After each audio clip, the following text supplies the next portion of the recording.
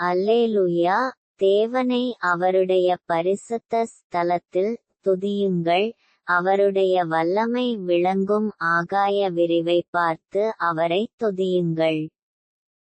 அவருடைய வல்லமையுள்ள கிரியைகளுக்காக அவரை துதியுங்கள். மாட்சிமை பொருந்திய அவருடைய மகத்துவத்திற்காக அவரை துதியுங்கள்.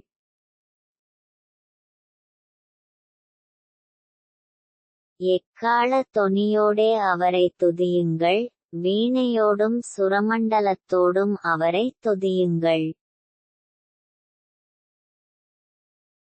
தம்புரோடும் நடனத்தோடும் அவரை துதியுங்கள். யாழோடும் தீங்குழலோடும் அவரை துதியுங்கள்.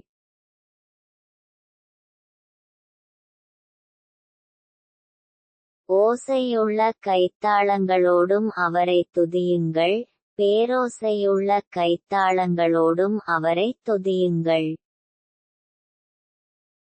சுவாசமுள்ள யாவும் கர்த்தரை துதிப்பதாக. அல்லேலூயா.